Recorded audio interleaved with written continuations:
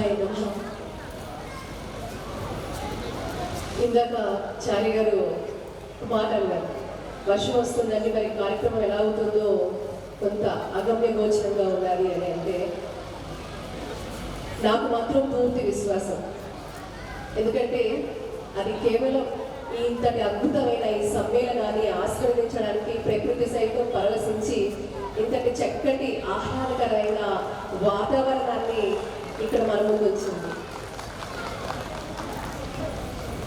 దాంతోపాటు మన సరస్వతి శిశు మందిర్ పిల్లలు మరి వారి యొక్క అద్భుతమైన ప్రదర్శనలతో ఎంతో దేదీప్యమానంగా హాయిగా ముద్దులొలికే అని చక్కగా ఆ చిన్నారులందరూ చక్కగా చక్కటి నృత్య ప్రదర్శనలు, అర్థవంతమైన ఇందాక ఆ అమ్మాయి కూడా ఝాన్సీ లక్ష్మీబాయి చాలా అద్భుతంగా ఎంతో జీవించింది.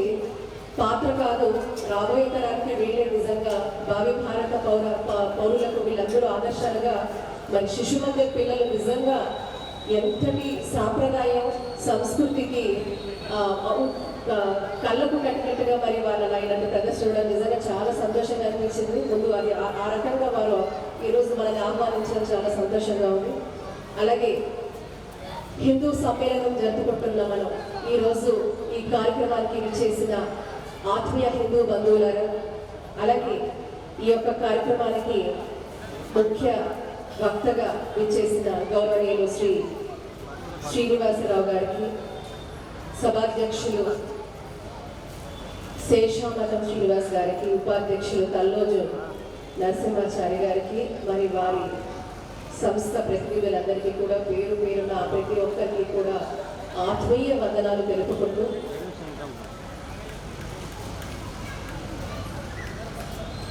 నన్ను ఈరోజు ఈ కార్యక్రమానికి మీరు తప్పనిసరిగా రావాల్సిందని చారి గారు మరి పదే పదే మాట్లాడటం, అనేక సందర్భాల్లో వారు, ఎందుకంటే నేను వారి గురించి ప్రస్తావన చేయాలి, చాలా వరకు కూడా అనేక సామాజిక మాధ్యమాల ద్వారా కూడా అర్థవంతమైన మన చరిత్ర గురించి కానివ్వండి, అనేక విషయాల గురించి కానివ్వండి, వారు అనేక సందర్భాలలో కూడా మనం కార్యదీక్షతో ముందుకు వెళ్ళాలని వారు చెప్పడం నిజంగా చాలా సంతోషం.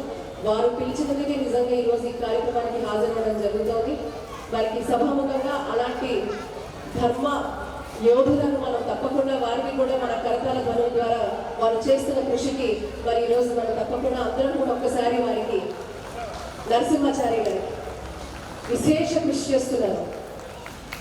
సనాతన హిందూ ధర్మాన్ని ప్రజలకు చేరవేసి అర్థవంతమైన సమాచార ప్రవాహంలో అర్థవంతంగా ఎంతో మందిని మీరు చైతన్యపరుస్తున్నారు. కాబట్టి మీకు కూడా ఒకసారి ధన్యవాదాలు చెప్తూ,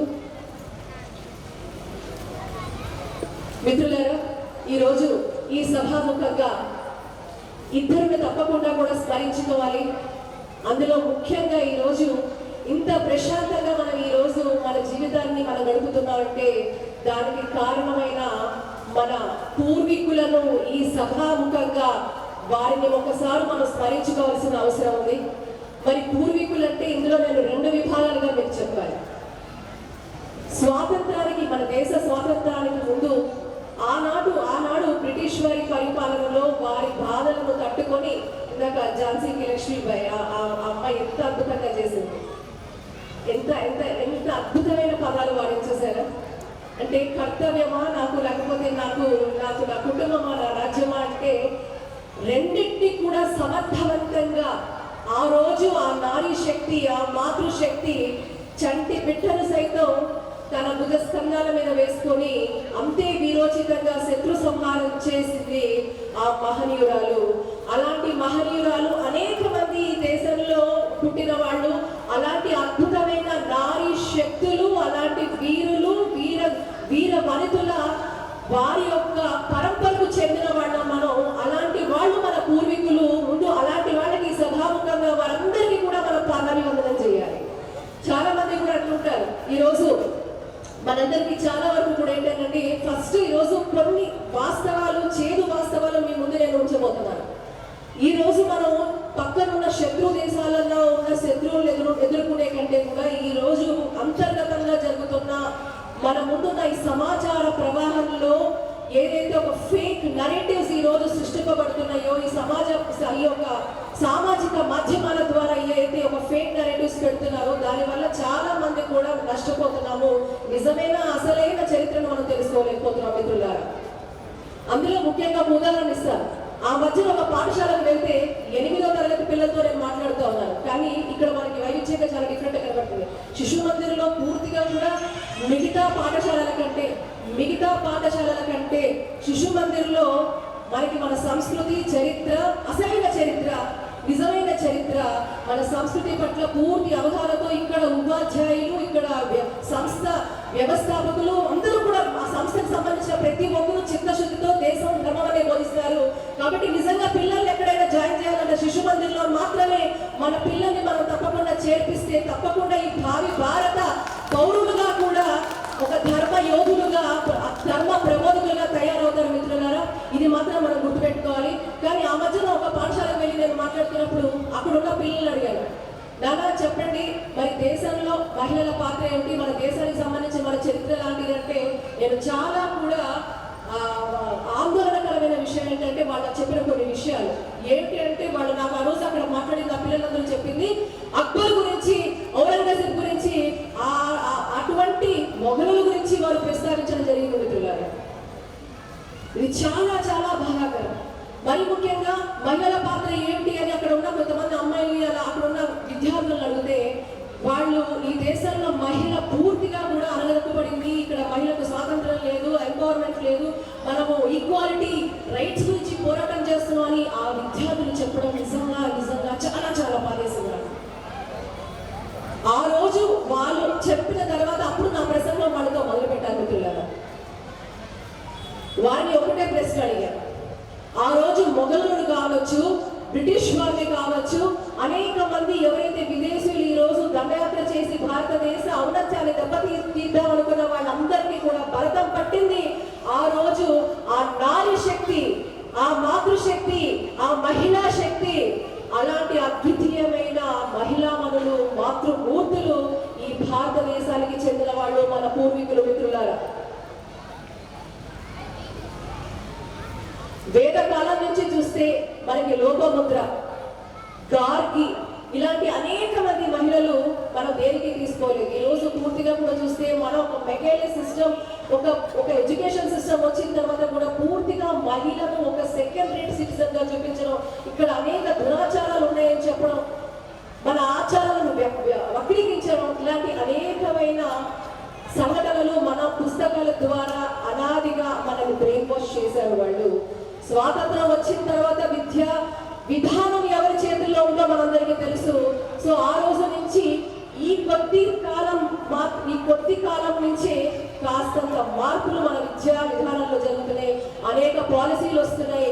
నిజమైన చరిత్ర ఈ రోజు మనకి కేంద్రం వారు మనకి అనేక మన ఎడ్యుకేషన్ సిస్టమ్ ద్వారా కూడా ఈ రోజు పిల్లలకి నిజమైన మన ఒక సంస్కృతి ఏమిటి, మన భాగవతం ఏంటి, మన ఇతిహాసాలు ఏంటి, అనేక కోర్సులు ఈ రోజు ఇంట్రొడ్యూస్ చేసే పరిస్థితి.